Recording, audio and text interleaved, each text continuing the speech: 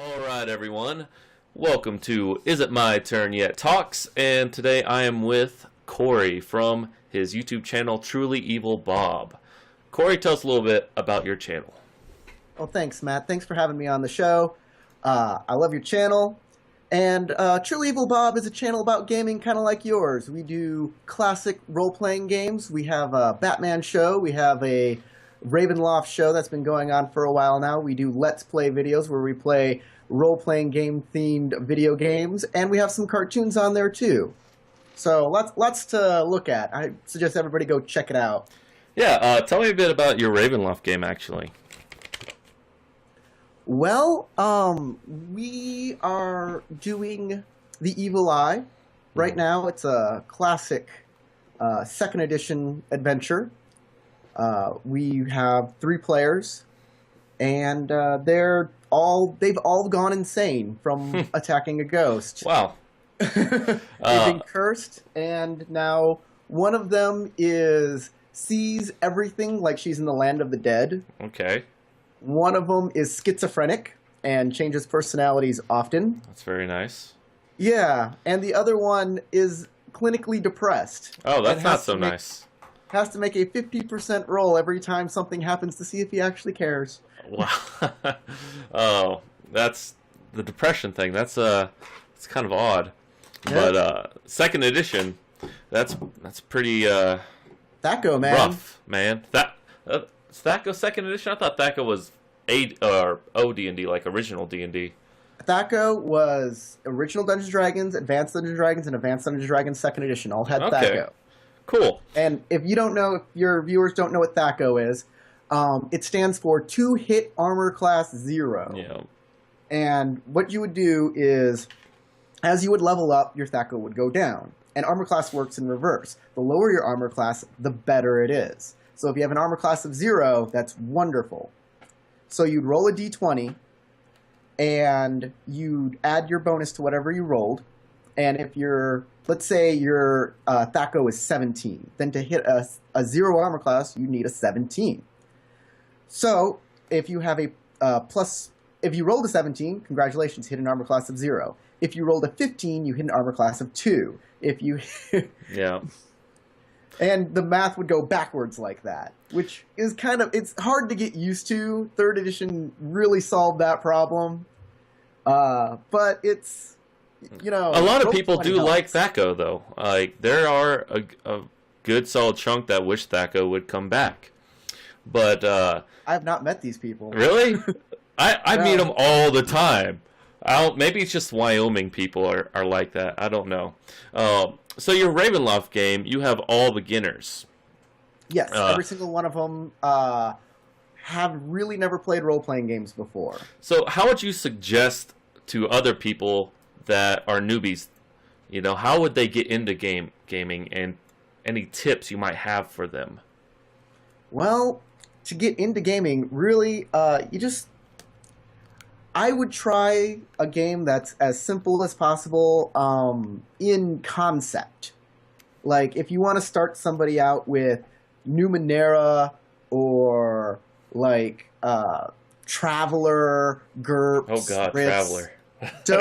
don't go that route. For example, Winter plays a halfling in my Ravenloft game. The first game she played with me was actually basic Dungeons & Dragons. I broke out the old big black box with the dragon on it, and we played Zanzar's Dungeon, and it was her first ever role-playing game, and it was a blast for her. We went through it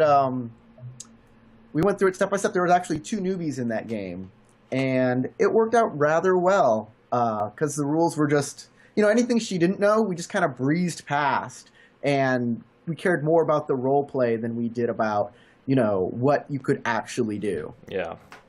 That's I'd always suggest that people go to your local gaming store, because more often than not, those people there are rather friendly. Sometimes, though, they tend to not smell so good. It depends what day you go, how busy it is, though. I hope those people are friendly. Everyone is different, and sometimes you get those elitist gamers. I have been to a couple stores that I didn't even get a "oh hello" when you walked in, despite you being the only one there. You walk in and the guy just kind of looks at you. You're like, dude, come on now. But He just doesn't like his job. if you don't like your job, man, why are you doing it? It can't pay that great.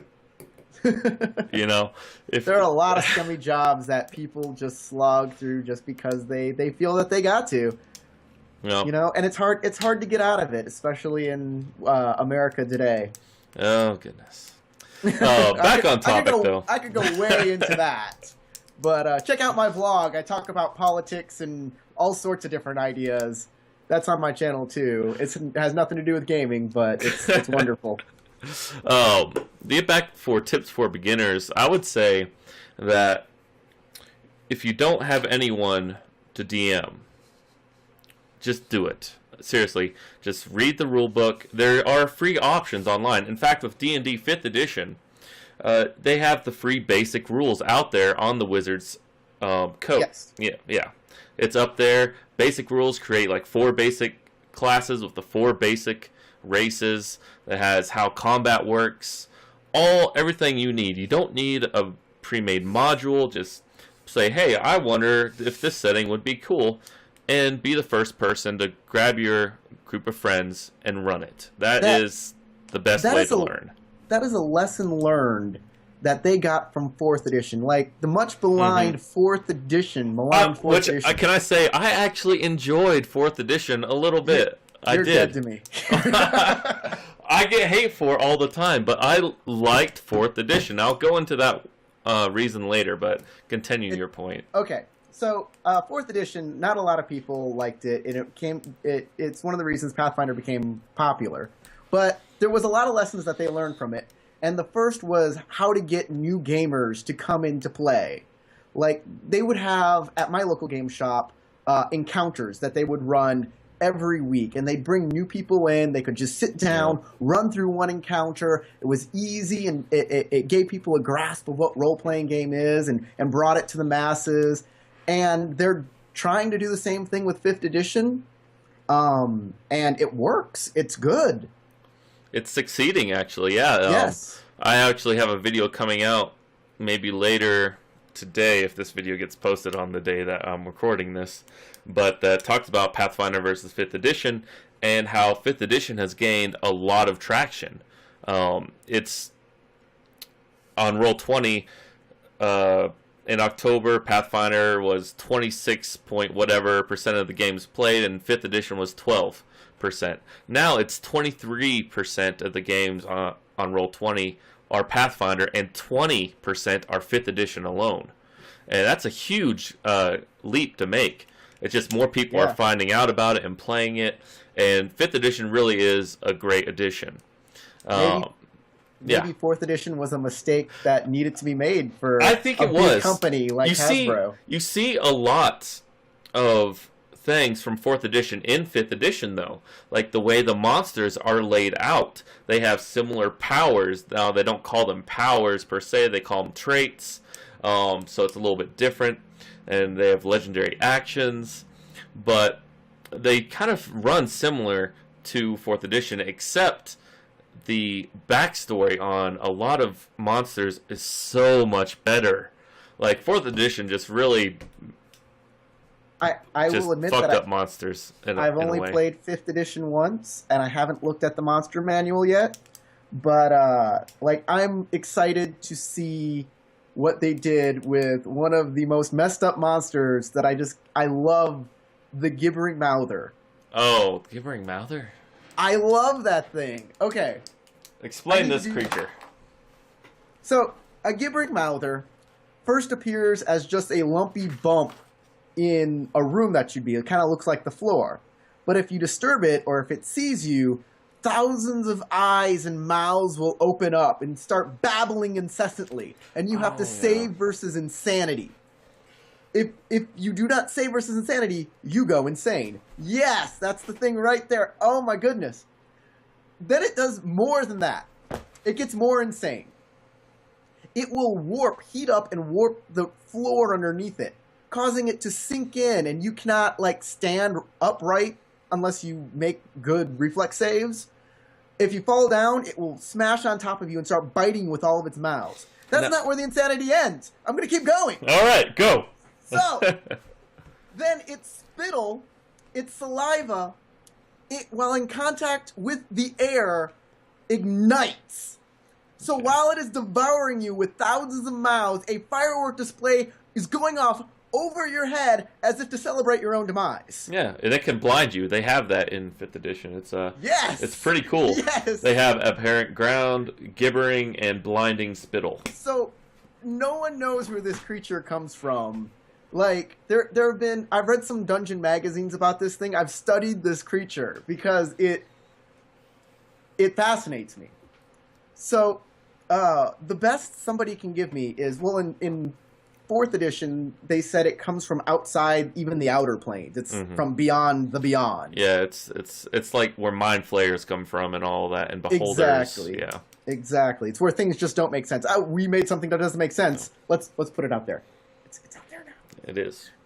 But in One Dragon magazine, there was a wizard that wrote a journal, and he said that every mouth and eye set is a victim that the mouther has consumed, and their soul is trapped inside the mouther.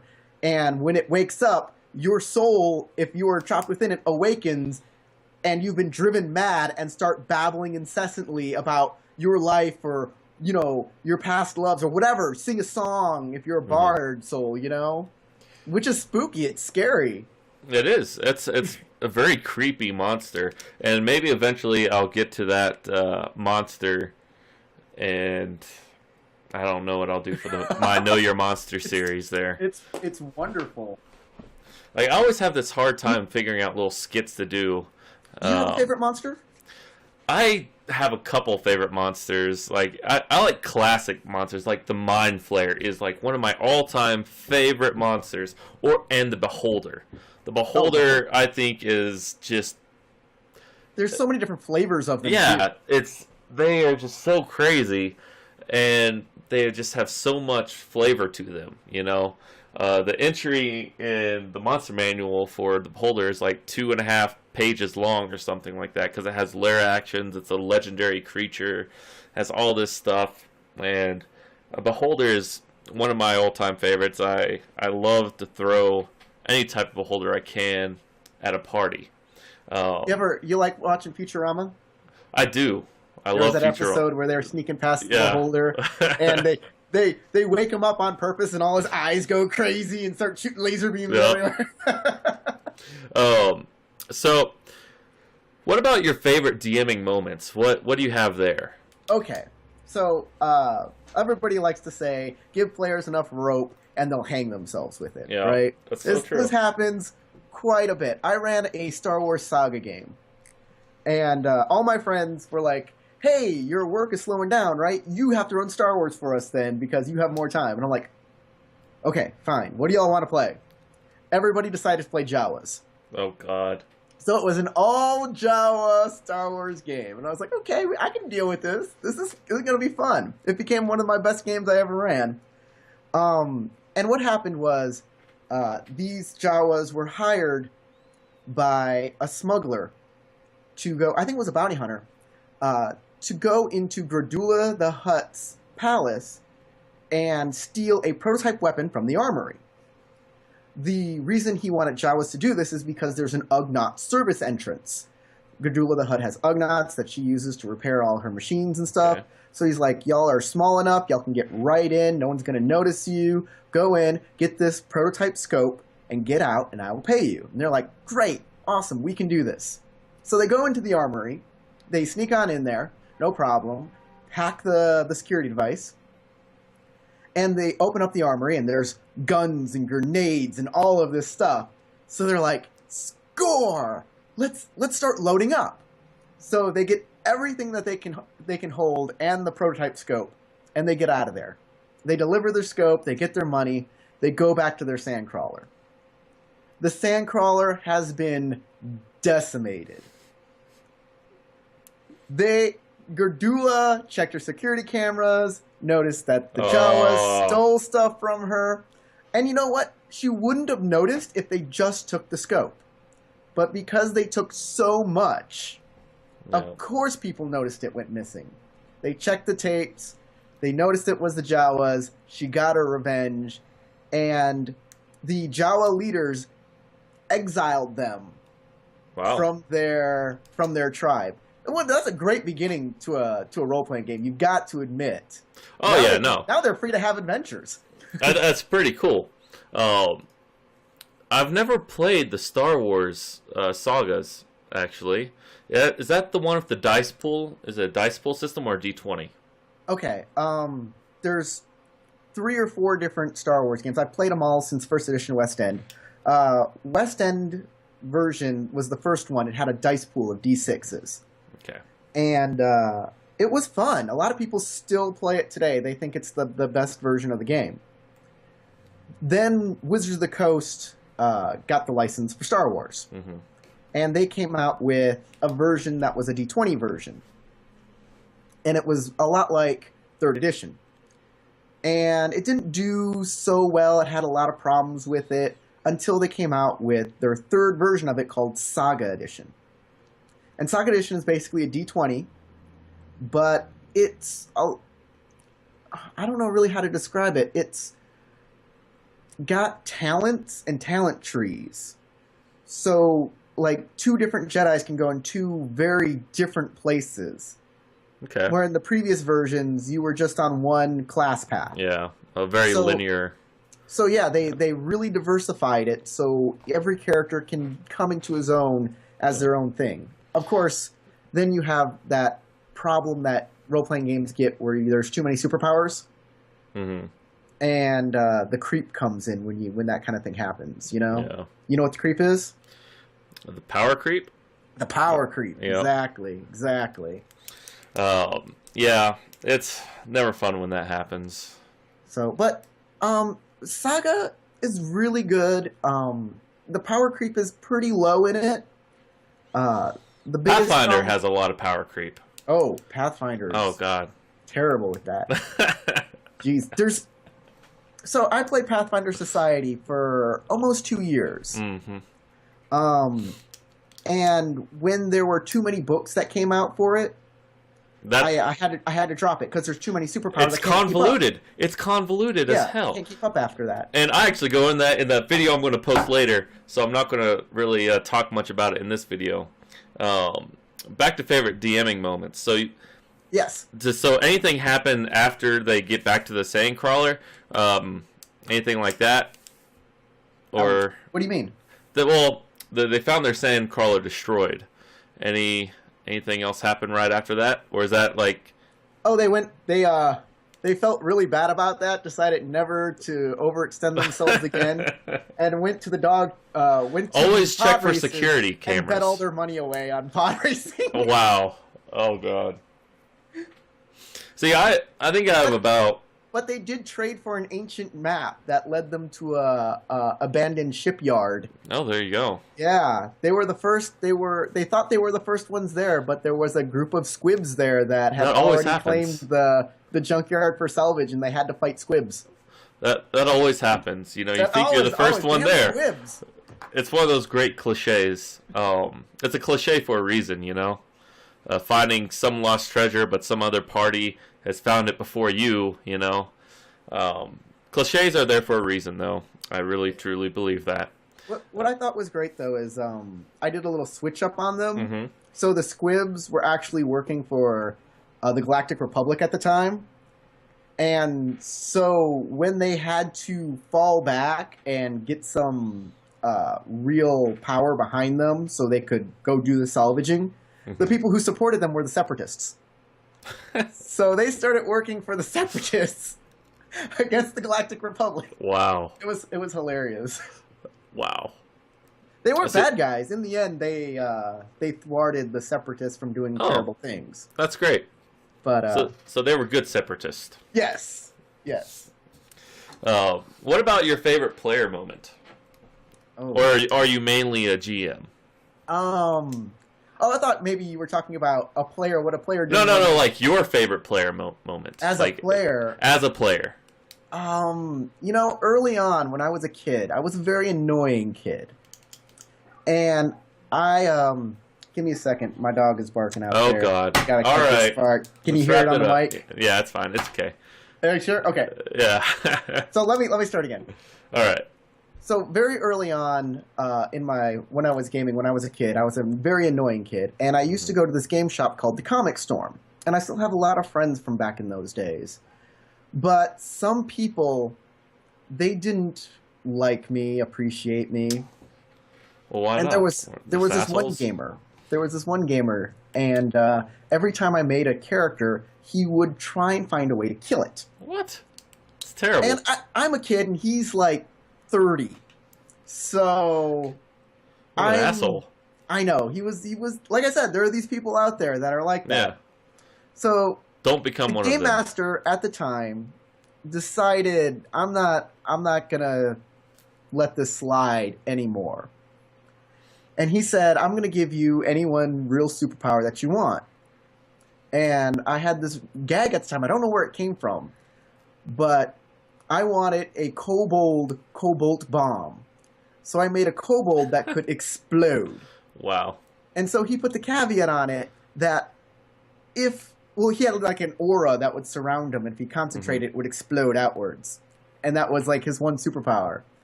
And he put the caveat on it that if the character dies, he would explode, doing 1d100 damage to everybody around him, which Holy made shit. the asshole guy have to protect me. Otherwise, he would die.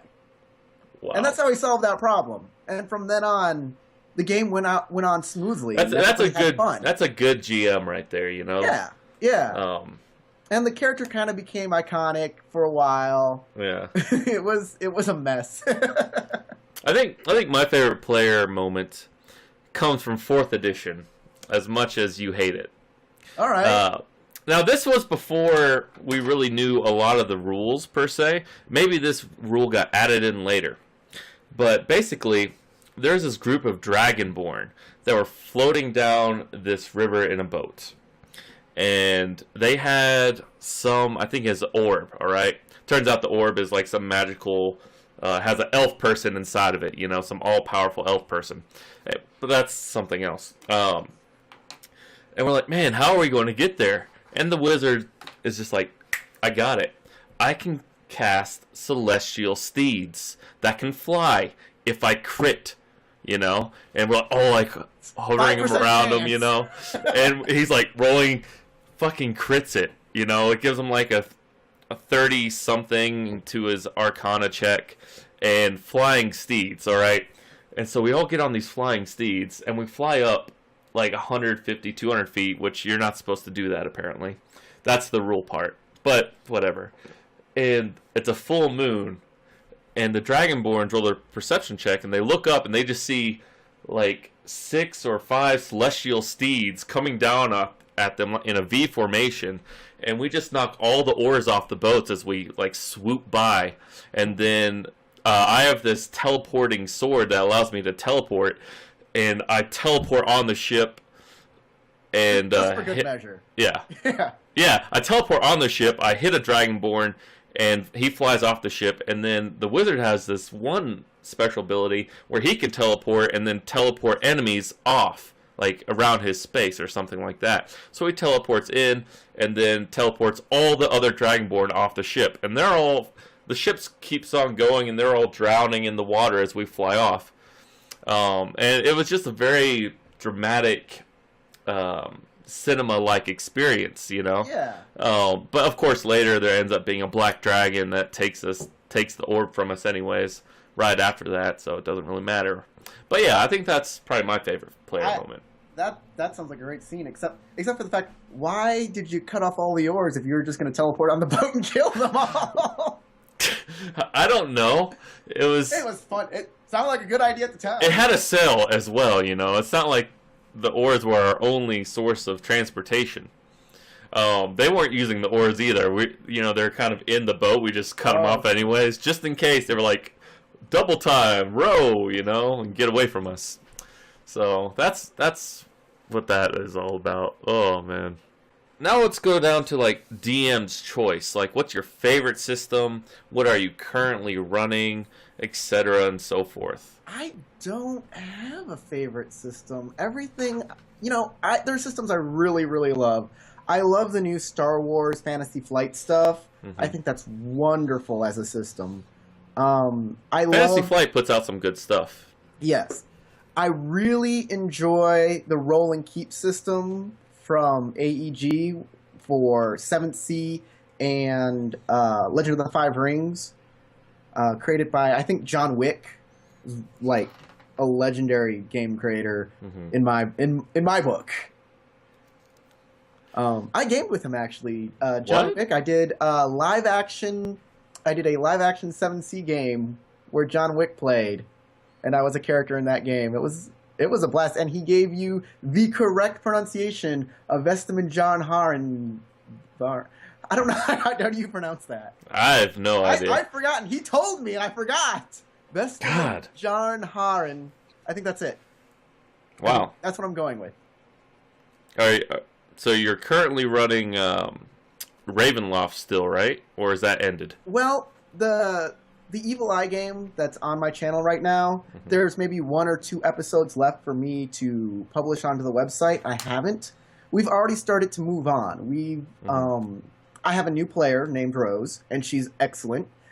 And we're playing excuse me.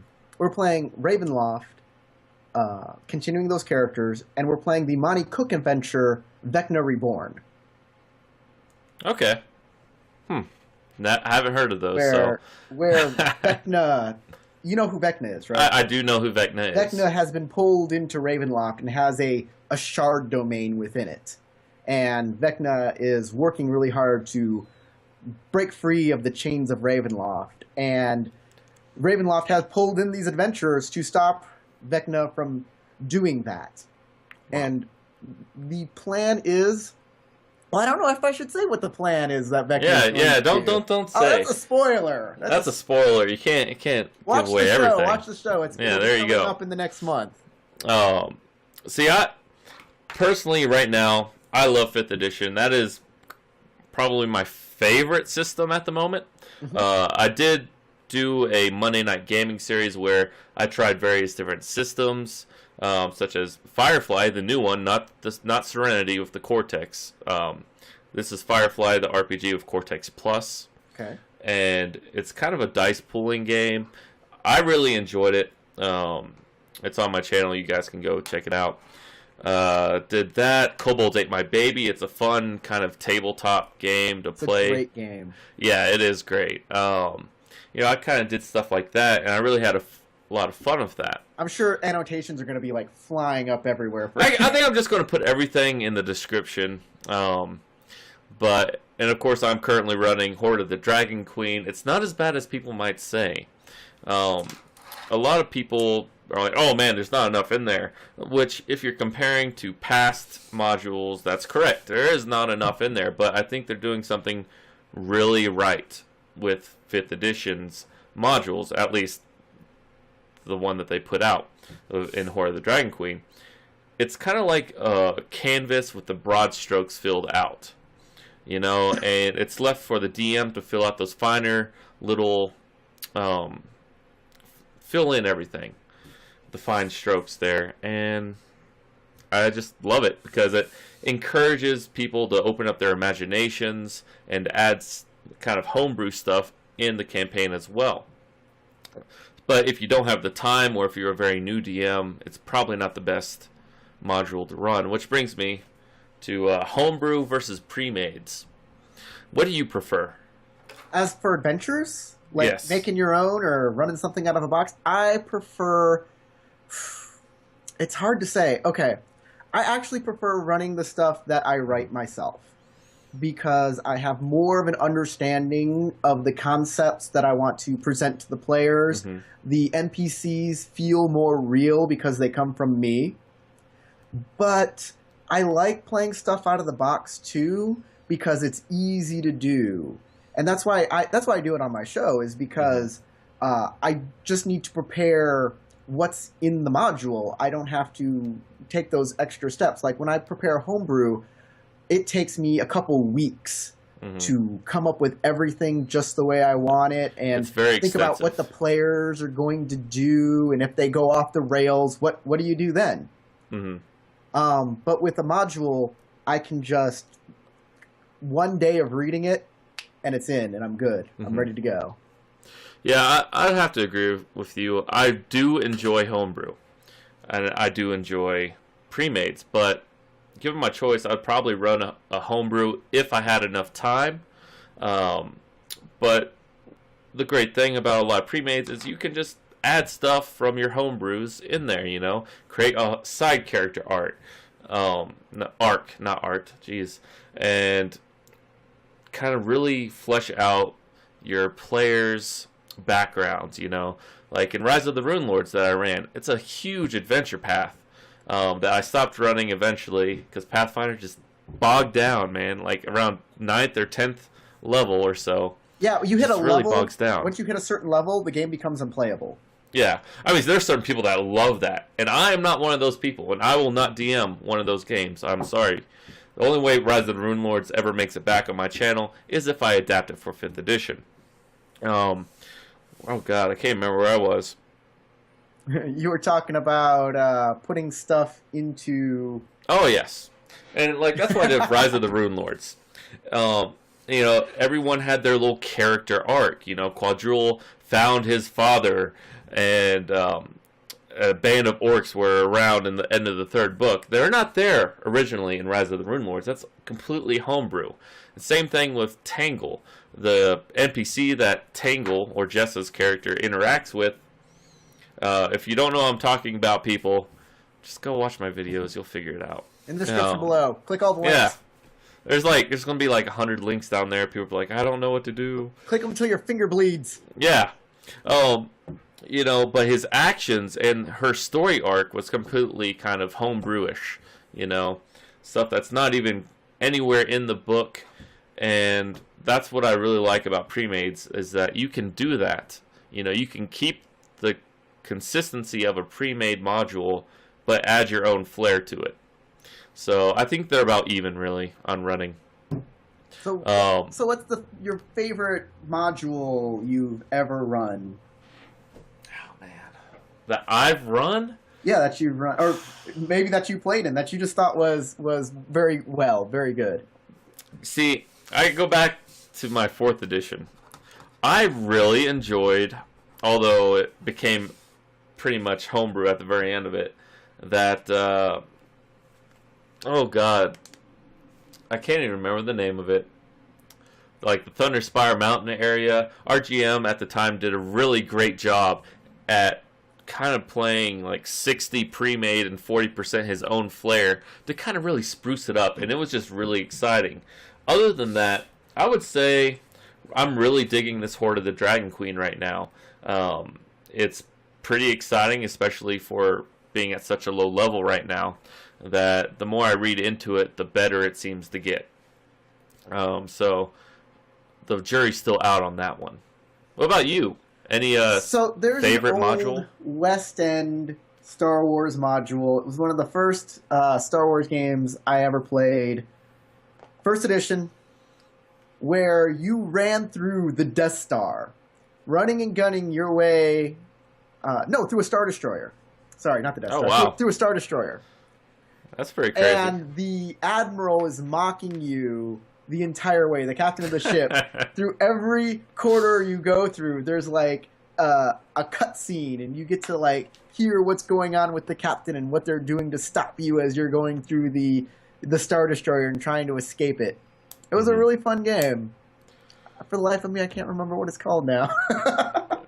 So if any of you viewers that know this game, just post the comments. Post it in the comments. I'm sure I'll go, after this, I'm probably going to go look it up, and that's what it was again. God, how come I couldn't remember then? You know, so my collection of Star Wars 1st edition stuff is woefully underpopulated. I mean, I have 2, I don't know if you can see it up there, but that entire top row of my shelf is Star Wars. And I had a friend come over once. I have 2 shelves of Star Wars role-playing game books, just comic books everywhere. Mm-hmm. I had a friend come over once and went, but you have Star Wars books over there. You have Star Wars stuff over there. I'm wondering if you're just going to throw open a door and there's going to be Star Wars stuff. And I grabbed the closet door, went, poof, and it's just novels. Stuff just falls out, you know. Remember when Star Wars got re-released in 1996-97 era Very and well, yeah. digitally enhanced, and they released a lot of Star Wars collector series. Yes. Oh, nice. Yeah, the Cantina Band, you know, one of those guys. Very nice. Yeah. I also have like the Rebel Blockade Runner collector fleet up there as well. I really need to showcase this stuff Behind in my you. videos, but it's like up there Tack a in shelf. the corner of my room, you know. Just tack a shelf up behind you and Yeah, put something up there. A nice little post. You would get that fishy poster over there.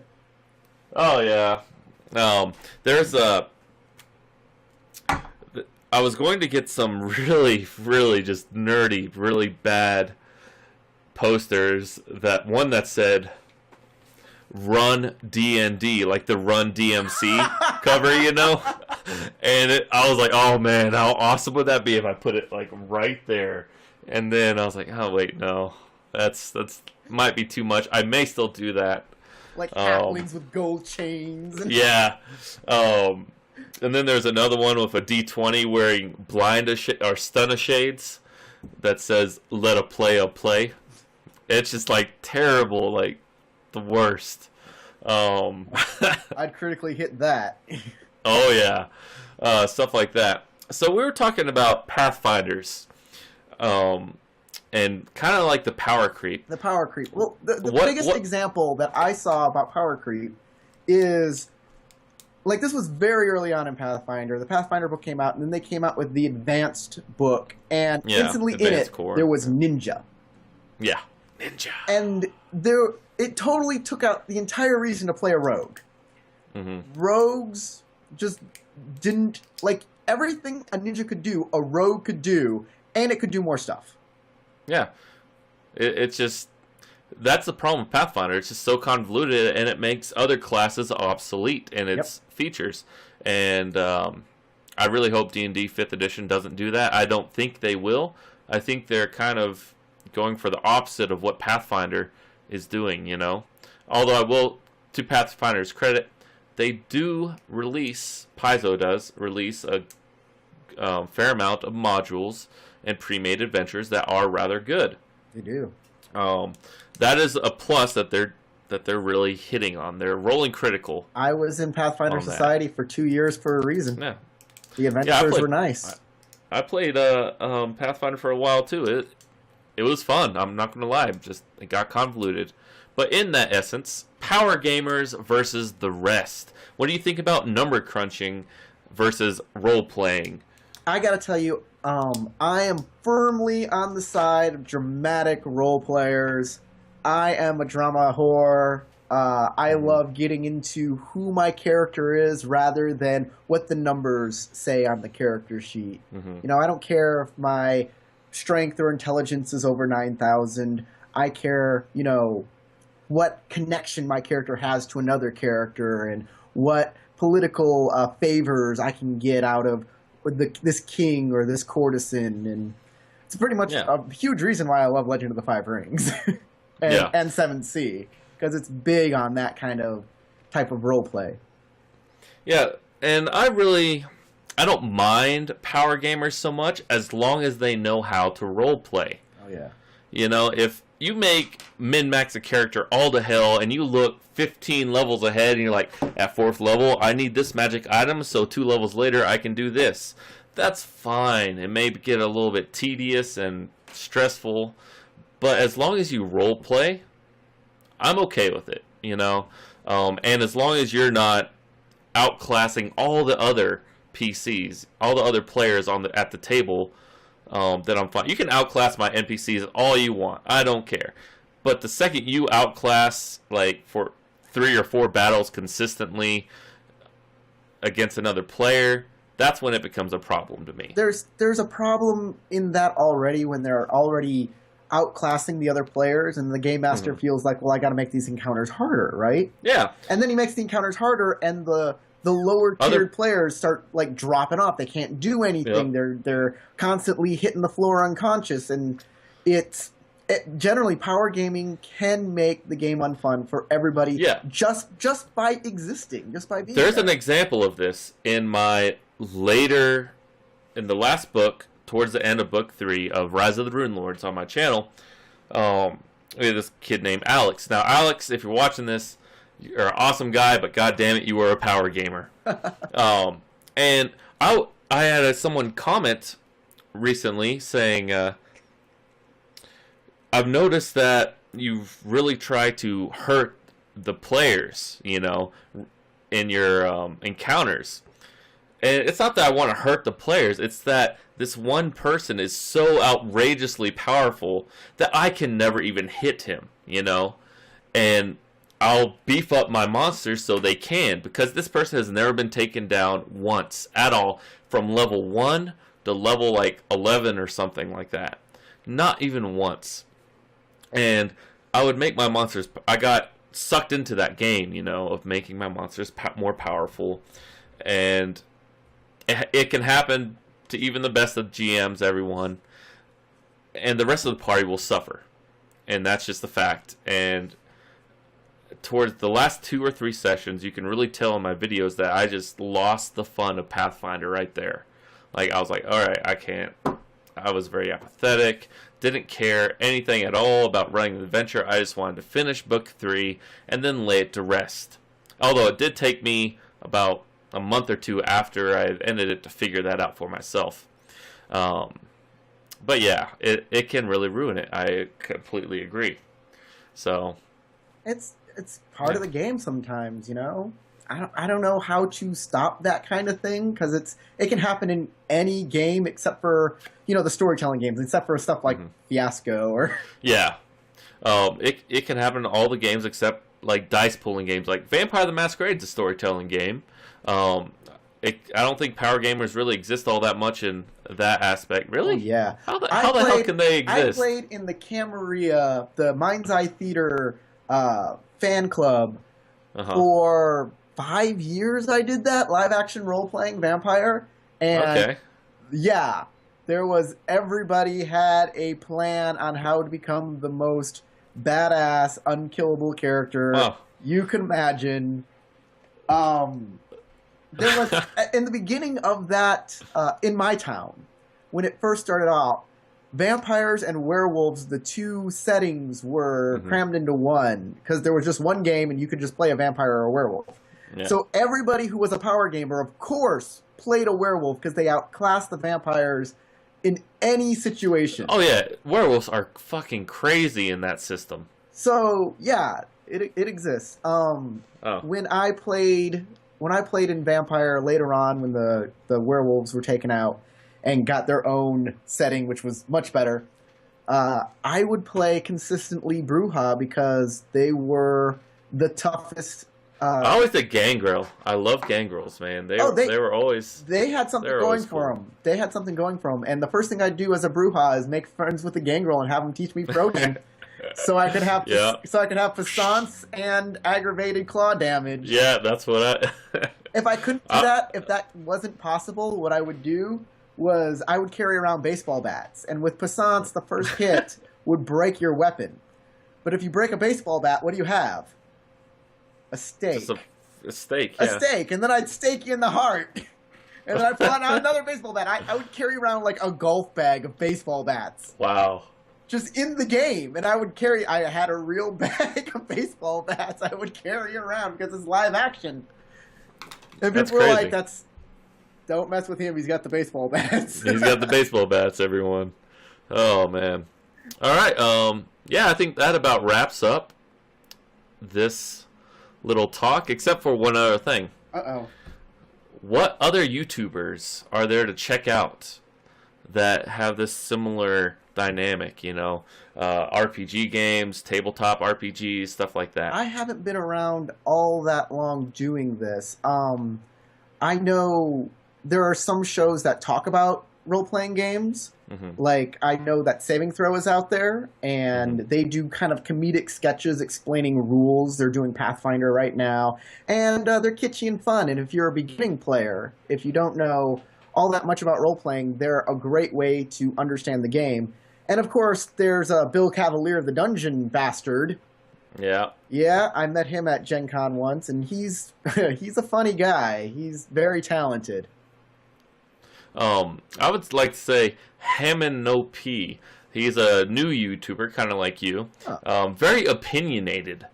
I really like his videos just because a lot of them are kind of short, concise, and he is a very opinionated type of guy. And his prose, the way he talks is, I like it. I like the way he talks. I'll just say it. But yeah, he's a upcomer, so go check him out, everyone.